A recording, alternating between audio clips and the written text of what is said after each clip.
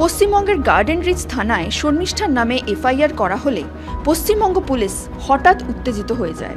প্রায় 1475 কিলোমিটার দূরে দিল্লির কাছে গুরগাঁও থেকে শর্মিষ্ঠাকে গ্রেফতার করে এবং তার 14 দিনের জেল হেফাজত হয়।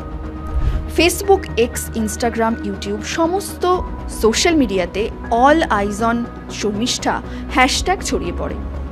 সোশ্যাল মিডিয়ায় এই খবর ছড়িয়ে পড়ার সঙ্গে সঙ্গেই একজন ডাচ মন্ত্রী আমাদের প্রধানমন্ত্রী নরেন্দ্র মোদীকে ট্যাগ করে লেখেন, ফ্রি দ্য ব্রেভ শর্মিষ্ঠা পানৌলি।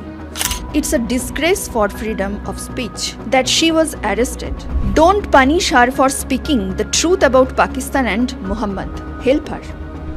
একটা দেশের এমপি যখন অন্য একটা দেশের প্রধানমন্ত্রীকে ট্যাগ করেন, সেই খবর সঙ্গে সঙ্গে আন্তর্জাতিক মিডিয়ায় ছড়িয়ে যায় এবং এটা একটা আন্তর্জাতিক খবর হওয়ার সঙ্গে সঙ্গে সমস্ত বড় বড় নিউজ চ্যানেলগুলো যেমন এনডিটিভি, ইন্ডিয়া টুডে এই খবর পাবলিশ করতে শুরু করেন এবং যখন নিউজে প্রকাশিত হতে শুরু করে এবং যখন বড় বড় ব্যক্তিত্বরা, গুরুত্বপূর্ণ রাজনৈতিক ব্যক্তিত্বরা এই খবরের ওপর নিজেদের মতামত রাখতে শুরু করেন, তখন সাধারণ মানুষ তথা আন্তর্জাতিক মিডিয়ায় এই খবর ভাইরাল হয়ে যায় প্রায়।